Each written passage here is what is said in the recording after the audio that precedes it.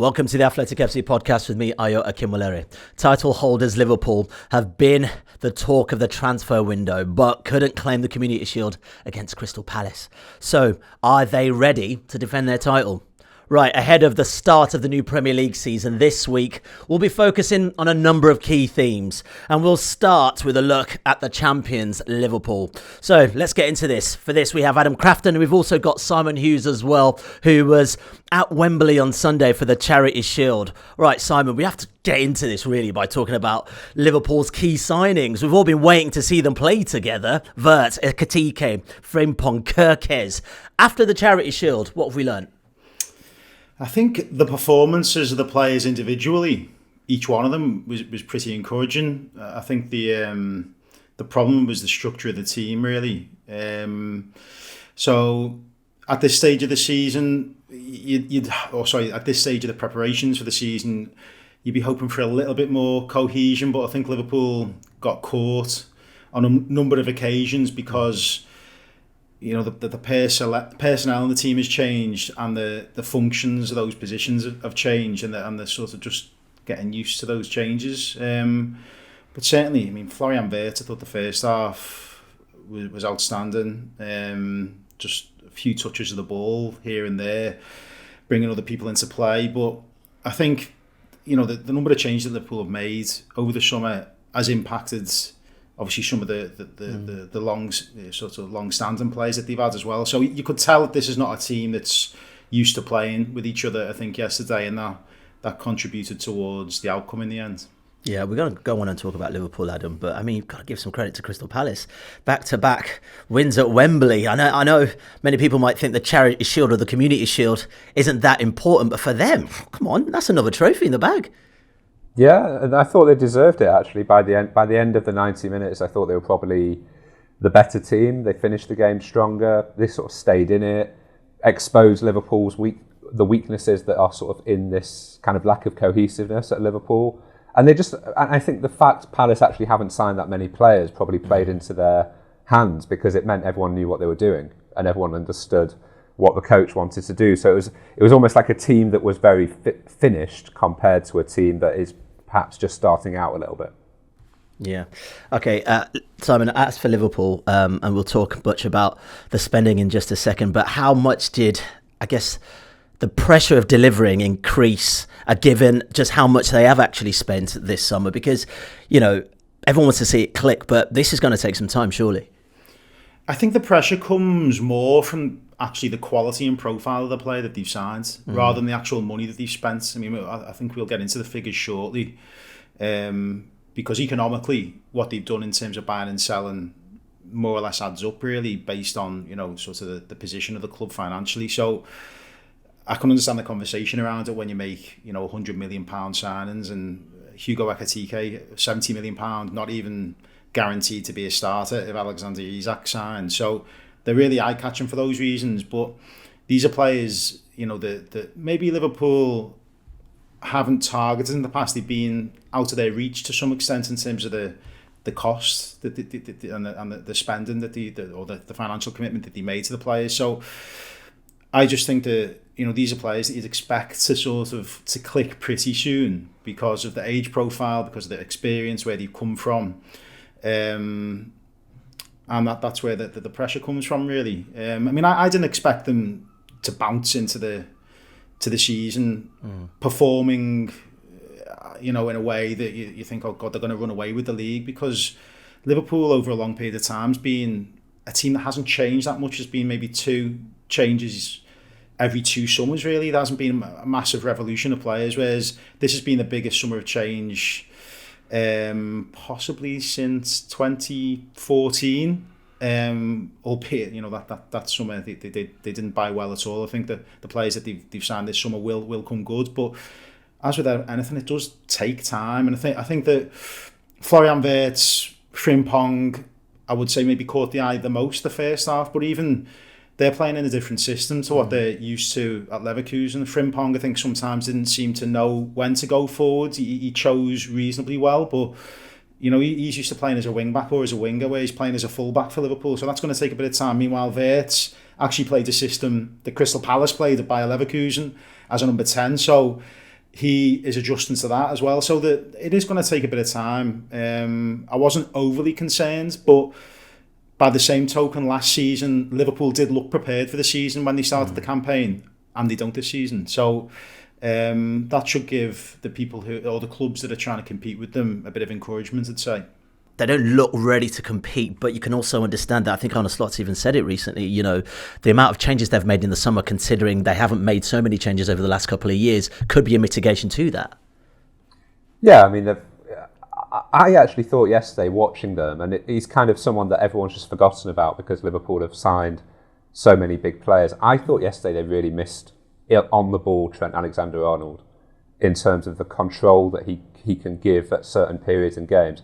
I think it's going to be a big change for Liverpool to have two fullbacks that are constantly kind of bombing on, and that not having that little bit of balance where one is a little bit more moving into midfield, a little bit more in control of the game. I think it's going to have a bigger impact actually not just from a kind of creating goals point of view, which is what I think most people think of with Alexander-Arnold, but just that ability to just switch the play, the ability to put his foot on the ball and dictate the game for a couple of minutes. I think that's going to be where Liverpool just struggle to adapt slightly. I think it puts more pressure on some of their central midfielders to dictate the game in a way that we've not always seen them be completely able to do. And the other thing with Wirtz, and this, I hope this isn't an unfair take on him, when I think of the way Liverpool have played over the last few years, and I know it's changed slightly under Slot, where he's been a bit more possession-based, a little bit less direct than it was under Klopp, to me he looks like a Manchester City player playing for Liverpool when I watch him, based on the sort of first few bits that I've seen of him, which is one of those players that's like almost like a David Silva, Bernardo Silva, very intricate between the lines.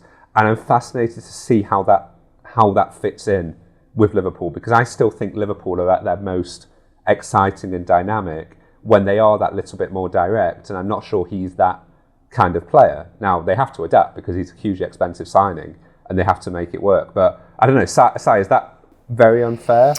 Based on the performance yesterday, it's fair, because yesterday he didn't really run with the ball. His pressing wasn't a feature of the game, but I think his touches were, and his assist for the first goal, was the sort of pass that maybe no Liverpool midfield player last season would have made.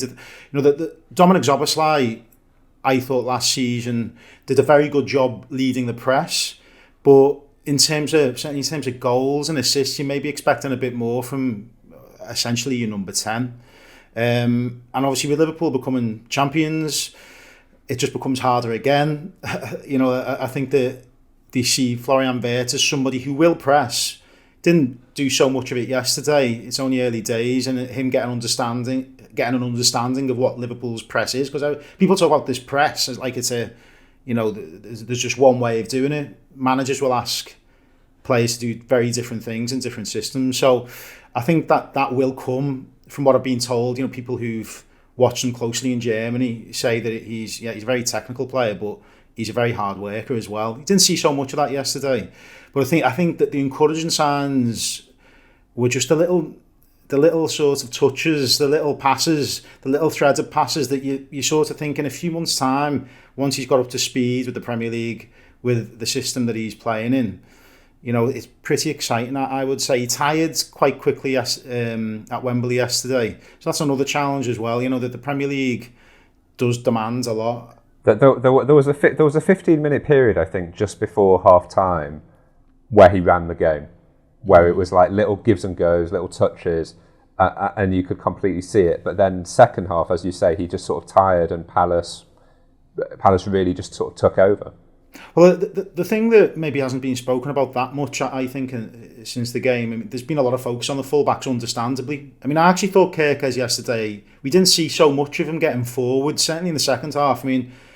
As you say, I think Palace played very, very well. Their system is very, very hard to break down, very solid, and they will counter-attack quickly. I thought the fullback on the right side, Munoz, had a really good game again. He always affects the game, and he's a real outlet for them. And Liverpool struggled to stop him. And a lot of the time, Cody Gakpo was having to play almost as a fullback and Kerkez would tuck in field to take the second number 10, if you like. But yesterday, Liverpool's two sort of holding midfielders were different to what they ended with last season, and the real base of Liverpool's team last season, I thought was Ryan Gravenberch and Alexis McAllister consistently playing with one another throughout the course of the season. Obviously, they didn't play yesterday, so I think we probably get a clearer picture of Liverpool, or where Liverpool are at when those two get back together again.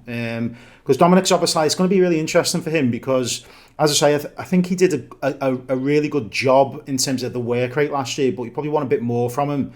I don't think he gets in front of the two guys who are behind him. And if anything, I actually thought yesterday, he suddenly thought, Florian Wirtz making these nice little passes, I'm going to try and start doing some of that, and kept on giving the ball away. And that was a real problem for Liverpool because it gave Palace a lot of encouragement that they could actually, put them under pressure. So in summary, Liverpool have spent 200 million so far. They need to spend another 200 mil to get close. Here we go. I was waiting for someone to drop this one. Go on, Adam. Yes, Adam likes to play the money game, of course. So let's just shall we run the numbers, as people say? So Liverpool have spent a lot of money this summer, of course, but in terms of the balance of spending, they're actually sixth in the Premier League based on what they've recouped as well.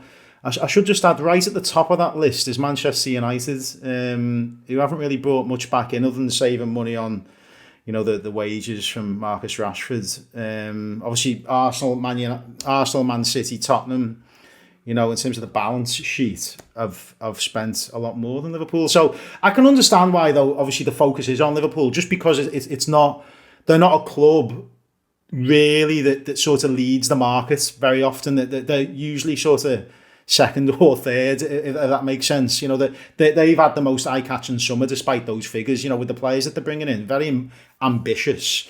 So, it's only right, that the expectation rises a bit. They're having a real go there, spending 70 million on a striker who's not even necessarily guaranteed to start games, although he did play. I thought he had an encouraging debut yesterday. If you were Liverpool right now, who would you go for? A centre-back or a striker? Who do you think is most pending for this team?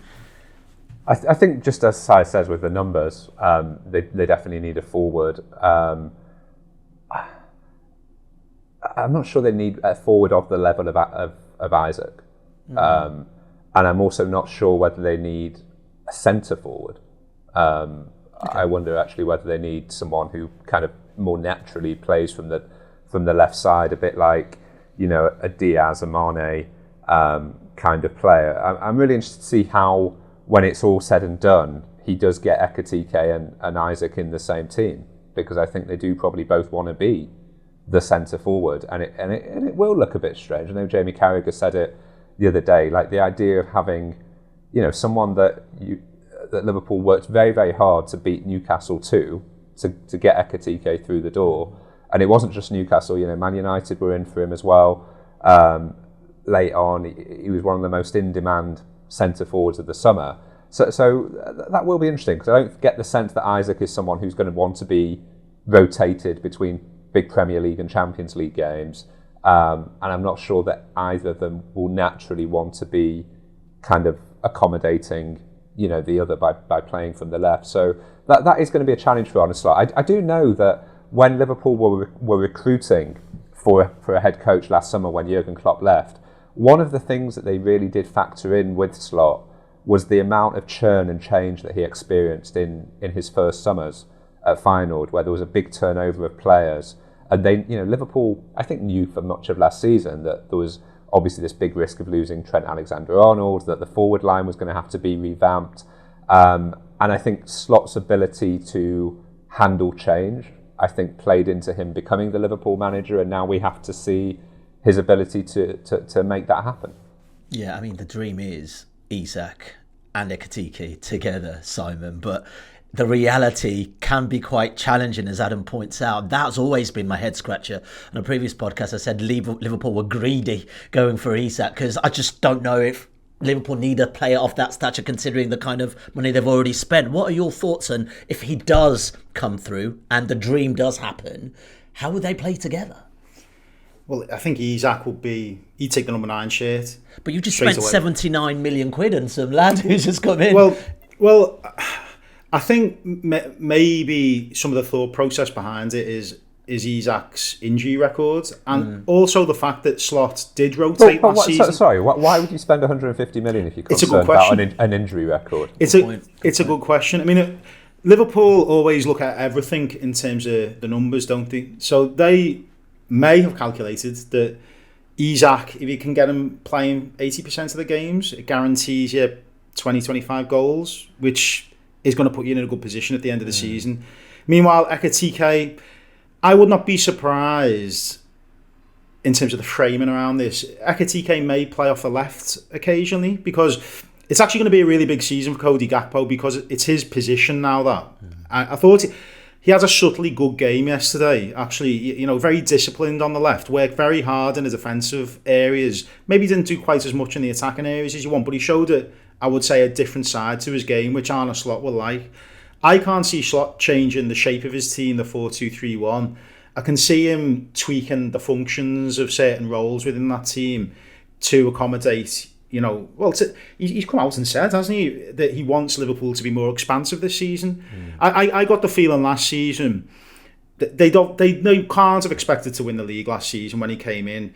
He, I think, will eventually deliver quite a technically intricate team, which is maybe more sophisticated than we saw last season, when he actually just wanted the fullbacks to do the jobs properly, really. And I think as time goes on, he'll be asking more of the fullbacks, more of the number 10 to do things slightly differently, more of the wide players, and it'll evolve. It has to evolve, because otherwise the other teams catch up with you and figure out and find out ways of stopping you. So I don't see the shape of the team changing at all, but I do see the roles in the team changing. And Liverpool have been very clear on, the left-sided position. They signed Rio and Gamoa, moved a lot of things around to get him into the club, from Chelsea. Chelsea at a time where they're signing all the best young talents in the world.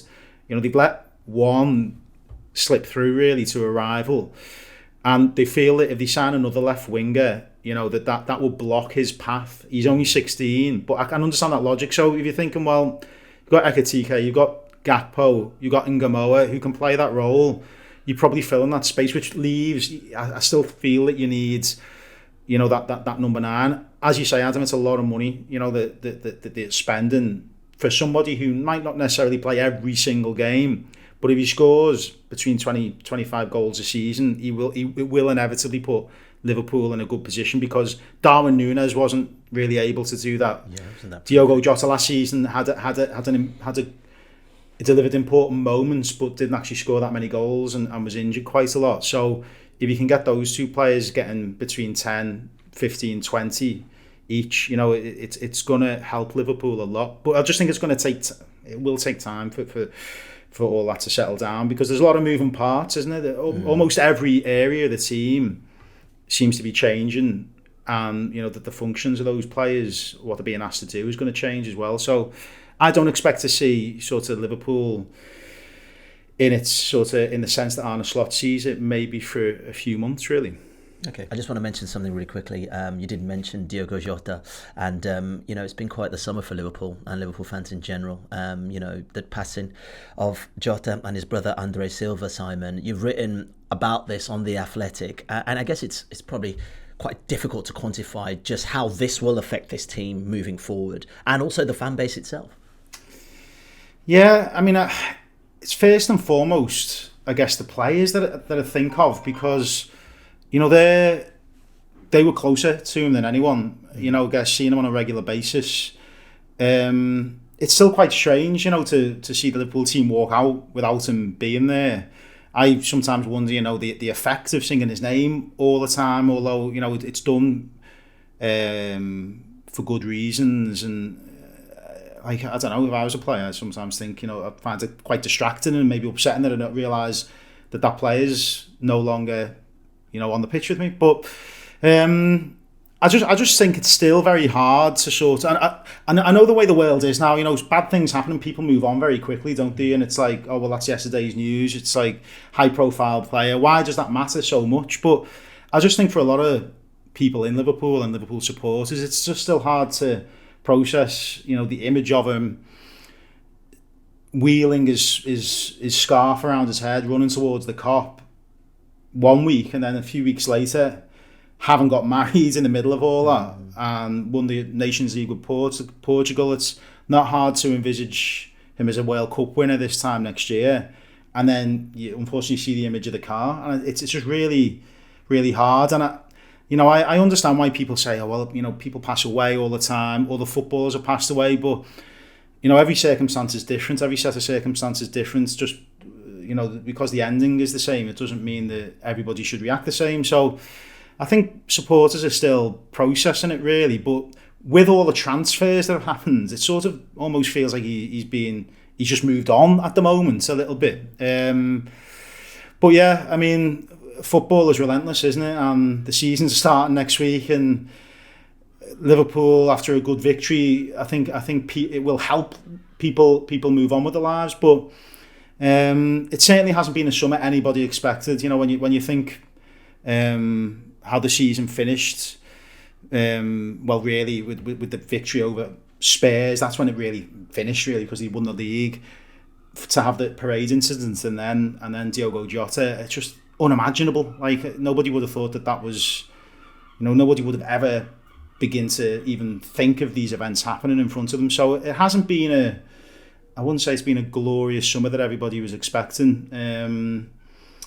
But yeah, soon enough he'll be in the throw of games and celebrating goals, and I do think that helps the process of coming to terms with it to some extent. You've tipped Arsenal to win the league. I mean, what's the logic here? I mean, I want to believe you. The logic is it's just about time. I mean, I think sometimes it is as much about that as anything else. I also just look at their summer business, and they seem to have filled at least the obvious gaps that they had in the squad. 2 new central midfielders, so I think you now look at them in central midfield and they look pretty solid and tough to play against. The centre forward issue, of course, they've still signed a defender because Mikel will always sign another defender if he possibly can. They've got a goalkeeper that's good enough. I think that's probably the difference between them and Chelsea, that you actually have a goalkeeper that I think is good enough to win the league. I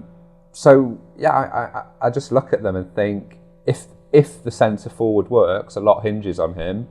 But if that works, then I do think they're good enough. What I found last year that Arsenal were I thought they were sloppy in games where they shouldn't have been.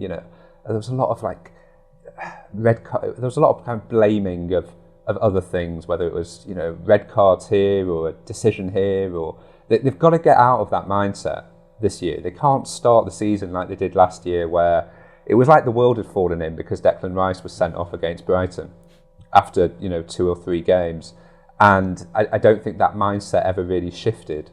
It was almost like there was always someone or something out to get them in some way, and I think they just have to be better. They have to be better at taking chances, and they have to be better at keeping clean sheets as well. And if they do that, and I think I'd still think Arsenal's highest level is higher as a team than any other team in the league when they're really on it. So we have to see that week in, week out. I think they've got. If they don't do it this year, then I kind of struggle to see what the next evolution is for this set of players under Arteta. Yeah, Adam makes a good point, Simon. Mikel Arteta's only trophy, really, I mean, other than the Community Shield and the Emirates Cup, is the FA Cup in 2020. Look, the board have backed him. He's clearly got the players that he wants, and this team's gone through various evolutions. Is this a make or break season for him? I still don't think it is. I mean, I think a lot of the pressure on managers comes from the supporters and how the Arsenal fans feel about him. And the Arsenal supporters that I speak to, are pretty happy with the job that he's done. You know, I know that they're frustrated he hasn't got them there, but he's more or less in the conversation every year. He's not that far away. And yes, they've spent a lot of money, but I actually think what will determine who wins the league is who keeps the key players fit.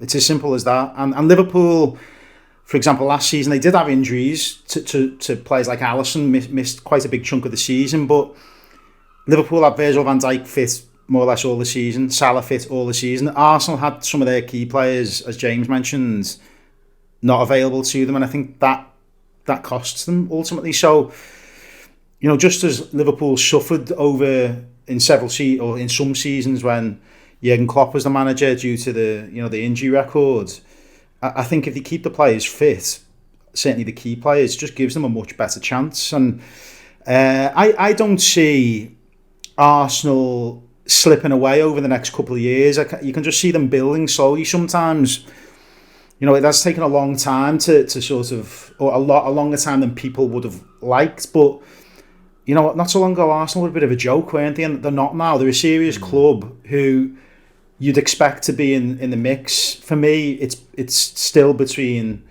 you know, Arsenal, Liverpool, or Man City. But I'd actually put Arsenal and Liverpool above City this season, because I don't think the players City have signed are quite on the level of the players that they've replaced.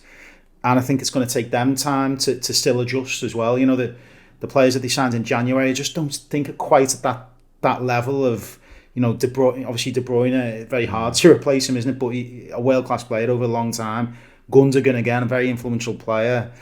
I'm just not quite sure that they're quite at that level, and if they are, it's going to take them a bit of time to get there. Whereas Arsenal, you're expecting Gyökeres to come in and really hit the ground running, given how much he's spent on him, given his age profile. If he does prove to be a good signing, it's just going to give them a really good chance. So they've got some start, by the way, going to Man United first. Well, less that. I mean, who knows what that'll be? But they've got Man United away. Then they've got Anfield, I think, third weekend. Then they go to Newcastle away in September. They've got Man City at home, I think, in between all that. So it's a really testing start. So it's one of those. That's what I meant from when I said earlier about, you know, they've got to start in a really, really serious way this time around. And you know, I think. Even after 3 games, you know, he could be under a lot of pressure if things don't go a certain way. I don't mean pressure in the sense of like his job on the line or anything like that, but you know, if things weren't to go well at Old Trafford and Anfield, it would just place a lot of sort of questions very, very early in the season, and that's not what they want. I'd actually say Gyökeres is probably the player, the signing of the summer, who is under the most pressure because of, you know, the conversation around Arsenal for such a long time about the striker and not having one. And now they have one. And now they sold all the shirts, the number 14 shirt, all those things. He's the last piece of the jigsaw, you know. So he is the player, I think, you know, despite all the money that Liverpool have signed, that has to do well, really. Can't afford not to. Yeah, I think you might be right. I don't think Mikel Arteta cares what I think, to be honest. Oh, I don't know, man. You talk about the fan base, Simon. This is a very emotionally, how can I put it, volatile fan base at times, and I just think that those first few games will really tell as to how the rhetoric of the season might go, as Adam sort of pointed out. Right, let's move on, because we still need to talk about Manchester City, which we've touched on. Chelsea, can they stop Liverpool? All right, so we've spoken about Liverpool and Arsenal spending. Both Manchester City and Chelsea have spent more than £150 million this summer. Adam, Simon's referenced City already. We need to talk about the 115 charges. Still yet to know what's going on with that.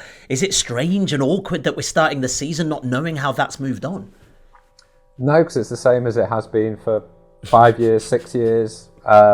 It feels like we're just back here again, like, you know. Yeah, and look, the reality is, I mean, every so often you'll see these stories written that a verdict's due in 2 weeks, a verdict's due in 3 weeks, result in 2 months' time.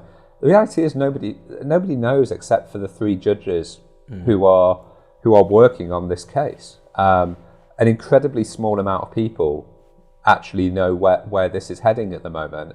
You know, to the extent where I was with the Premier League during the summer series tournament in the States, and they were basically on standby to be called home if this suddenly broke out, because you had Richard Masters, the CEO, out there, and they don't know what is going to happen. And I think there's a lot of kind of speculation within football about, this could happen, this could happen.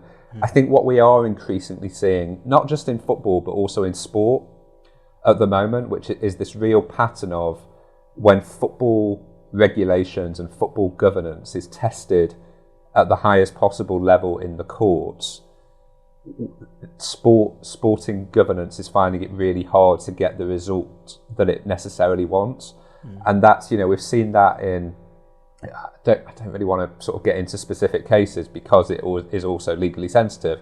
I think organisations that have thought themselves to be on pretty solid ground in terms of the cases that they're bringing are finding it really hard when you have a sort of a team of lawyers working against rules that have basically been designed from a sporting point of view for people to go into in the spirit of and to follow. And when those rules are kind of pushed to their limits in any way whatsoever, when they are then tested in court, I think it's really hard for these sporting organisations to get the results they want. And I think that is a fear that is possibly developing within the Premier League. So I think on parts of it, like non-cooperation, which is one of the things Man City are accused of, I think there's a lot of confidence within the Premier League. But in terms of those more serious charges that would really potentially end people's careers and a lot of major companies, I think there's maybe a little bit less optimism. Yeah. Simon, I was just before I was starting the podcast, I read something that Didi Hamann basically said he doesn't think that Manchester City will win another major trophy under Pep Guardiola, which I thought was absolutely insane. What do you think to that? I've got to be honest, I did not expect you to reference Didi Hamann. The legend he is. Yeah, I didn't see it. Mind you, he's a former Manchester City That's the only player, reason I brought it up. Yeah.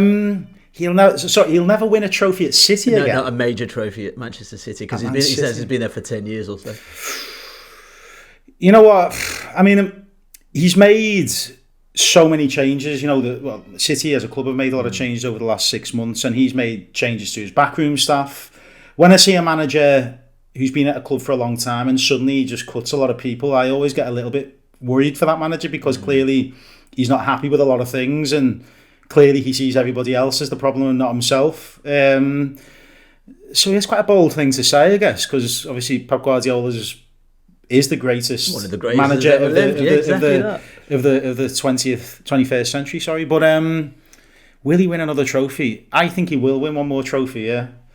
But I just don't think it'll be the Premier League this year. I don't think so. And whether that is enough to satisfy him, is I suspect it mimight not be, unless it was the Champions League, of course, which I'm sure he'd be delighted to win again. But yeah, I think the Premier League might be a bit beyond them this season. I just a lot of churn at City. We've spoken about the churn at Liverpool and various other clubs. Arguably, Arsenal probably maybe the best placed club in terms of the ones at the top, in terms of retaining a bit of consistency, adding to it without changing a great deal. But then, I read a lot about Arsenal becoming much more of a direct football team. So yeah, going to be a very interesting season. Very hard to predict how it ends, I think. Okay. What about Chelsea, Adam? What were you thinking after the Club World Cup? They looked quite decent. They were very good. I mean, they're very good in the final. Didn't really play anyone until the final, to be fair to them. That's a bit unfair on a couple of the Brazilian teams who were they were okay during the tournament, but it wasn't like they were, they didn't have the run that PSG had, right, or that Real Madrid had potentially. So they did get the favourable side of the draw.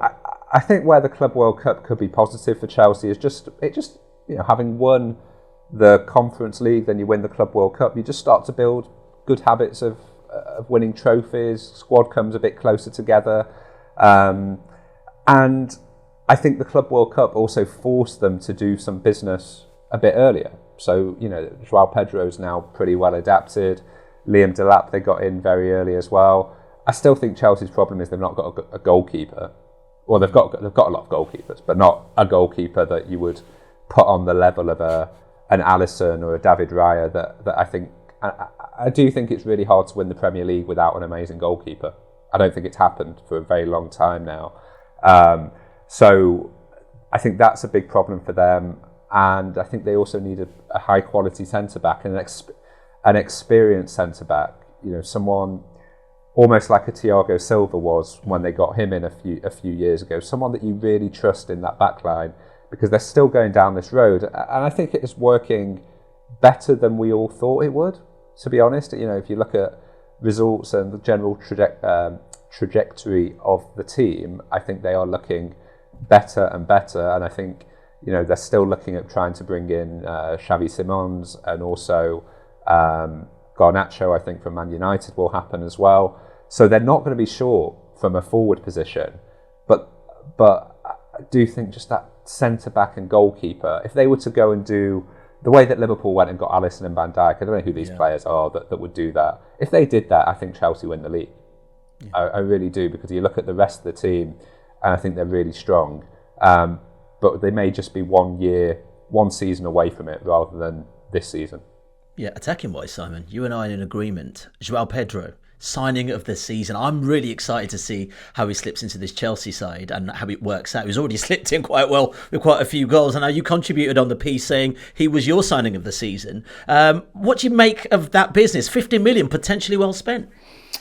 I think he is a really good player. I'm surprised other clubs, there wasn't greater competition for him, to be honest. I mean, there's been a lot of focus, as we discussed, on Gyökeres, understandably, given the needs at Arsenal. But it was similar at Chelsea, really. The conversation was similar about how you know, what do we do about the centre-forward position? And I think the number 9, if you like, has become almost the hardest position to solve now, because there's so few of them. It's always been the hardest thing to do in football, right? Score goals. But particularly now, the way football's evolved, and the expectations on forwards in terms of what they do, I think it's got even harder to shop for the right one. But I do think that he is the right one, and I think Liam Delap offers something slightly different. So I think they've got a nice bit of variation there as well. They both seem to have settled pretty well. So I'd expect Chelsea to do better again. But I agree with Adam. I just think the age profile of the team isn't quite there yet. Right, Adam, before we go, a little something, because I'm looking forward to you joining us this season a little more. And I've also really enjoyed your, how can I put this, rather cynical and insightful takes on football on X, right? So once a week through the season, I want to check in on you, and also want to find out who are the winners and the losers from the world of football. I know you can talk, so I'm going to give you a minute. When you hear the referee's whistle, you have to stop. Okay, let's give this a go. Adam, what has caught your eye this week? So the big winner, well, certainly of the start of this week, is Nottingham Forest, who have found their way into the UEFA Europa League rather than the Conference League after Crystal Palace's appeal failed. However, although they look like a winner, they haven't actually won a game in the whole of pre-season. Crystal Palace, as far as I can tell, they've scored 1 goal in 7 games. Struggling big time, having actually ended last season quite poorly as well. I think 2 wins in their last 8 Premier League games. And I do wonder whether the balance of having Europa League football and also the Premier League could actually mean that Mr. Marinakis's Nottingham Forest, which is their new official name, means that there's quite a lot of pressure early on Nuno, because they've not made a huge amount of signings, lost Anthony Elanga, and I worry slightly as to whether that drop-off will lead to run out of time. Lead to? Come on, you got to give me that one. Well, will just lead to an element of pressure on the head coach early in the season. Job done. Well, nice. Like a true professional. Well, let's end it there, Simon. I'm going to ask you anything. You're all good. You're off the hook. Hasn't got a big intro like Adam there.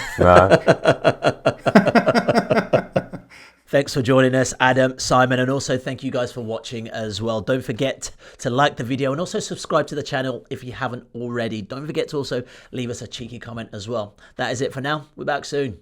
If you want to watch more episodes of the show, please subscribe to the channel. We'll be joined by the likes of David Ornstein, Matt Slater, Adam Crafton, Carl Anker, and plenty more through the season. If you'd like to listen to the episodes in full in audio form, search The Athletic FC wherever you get your podcasts from.